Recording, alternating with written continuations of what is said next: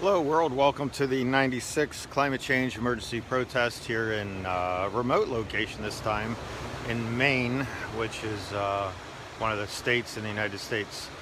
So presently the CO2 level is 411 parts per million, and last year is 407.5 parts per million. And as I said before, the significance of it all is that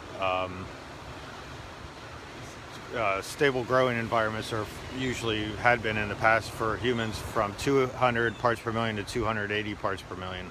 So we've far well exceeded that, and if you factor in methane, we're pushing 700 parts per million. So we're way over the 280 limit parts per million, and unless drastic action's taken, we're in big trouble. But right now I'm on the coast of Maine, and as you can tell, it's an interesting, where I am at least, is very interesting. These rocks here, they were originally laid down as sediment in the ocean beds some 400, I think it's 420 to 450 million years ago, and as seabed sediments, and then eventually some 350 million years ago, this was part of a geological volcanic system. So this is during the original part was laid down during the Silurian period, I think I'm saying that right, and then the geological volcanic system was during the Devonian period, which is 350 million years ago. So over 100 million years, something changed and things became volcanic here. And the rocks are composed of metamorphic rock, which is the ones that are kind of like sediment. They look like sediment, but they're in rocky form. And then the ones that are have quartz in them, such as right in here, are igneous rocks. So both were formed in heated environments at the same time. The igneous rocks formed within the metamorphic rocks. So you see these weird lines and everything going on, and those are the igneous rocks. And then you see the sedimentary type forms that are breaking apart, which are the metamorphic rocks. So things change over time, and the problem is humans have a short lifespan. We've done all this damage to the environment over basically 220 years, 230 years, 240 years, whatever, since the Revolution era. And the experts, so-called experts, like to count the industrial era as starting in 1880, but that's not truthful at all, because back in the late 1700s, coal was becoming a big part of our environment, and factoring into the CO2 level in the environment.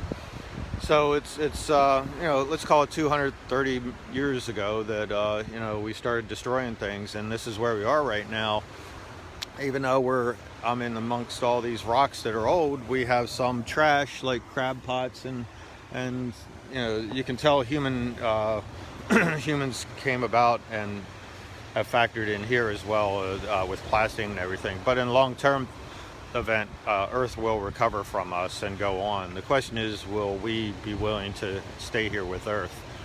We're soiling our own nest as a bird would never do, and we're destroying our own environment to survive. And it's pretty horrible as to and pretty stupid and ignorant to have leaders that aren't paying attention to what's happening and calling out the alarm and just continuing us down this hallway that we can't get out of. And if we don't turn around and get out of the hallway, we aren't going to survive.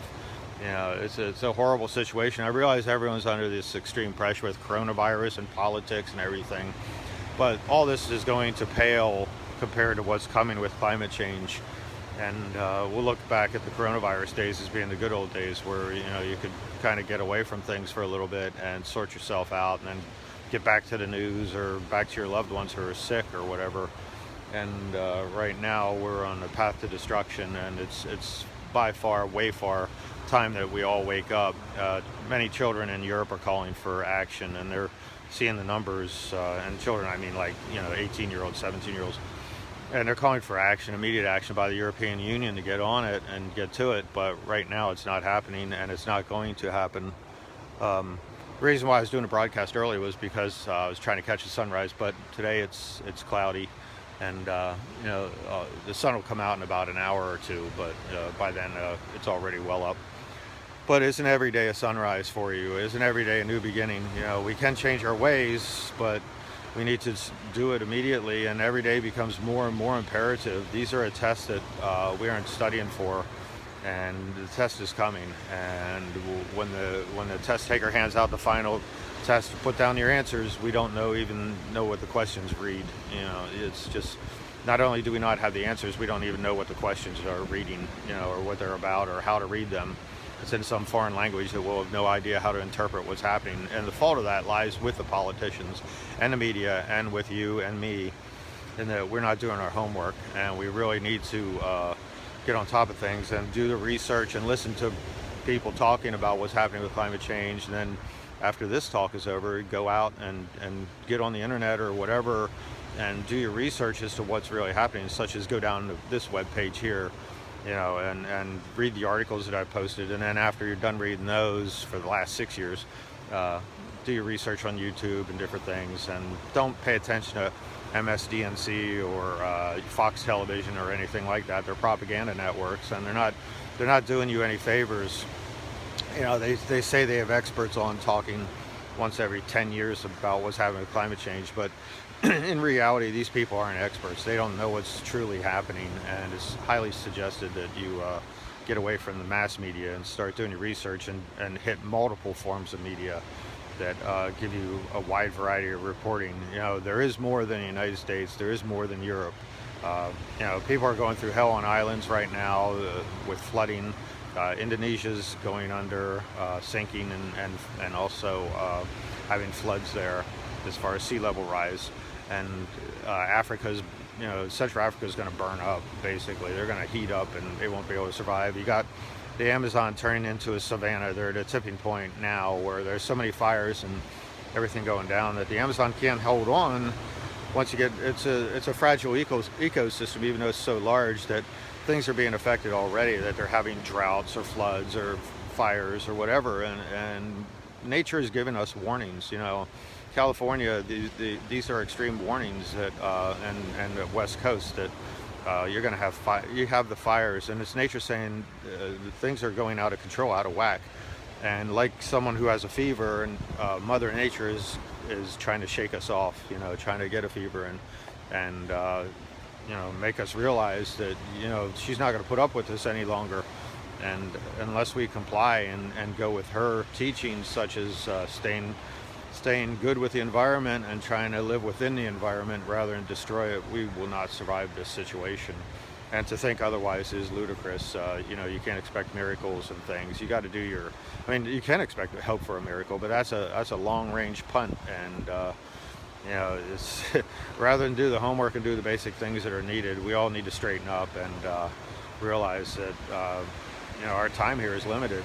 Regardless, as a human lifetime, a time is limited, but as far as the human species and life on Earth, we're absolutely destroying it. We're bringing the very things from the Earth that were the last killers of Earth, which is the fossil fuels, basic carbon, CO2 into the atmosphere, which is unleashing untold side effects and feedback loops. So, this call is, it's a nature call, and nature's calling me right this second and saying, what are you doing? And I can heal you, I can make things well again, but you need to start doing your part, and we aren't doing that. We're all tied up in Trump and Biden here in the United States, and those two are not the answers, sad to say. We've painted ourselves into a corner, and it's high time that people wake up and realize that the decisions that are being made for us are the ones that are going to kill us.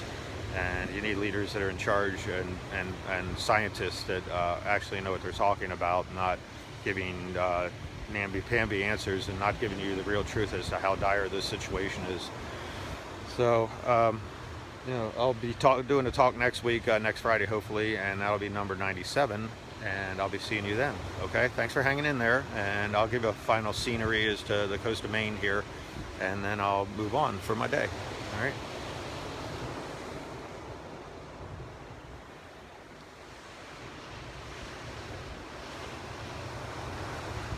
See you later.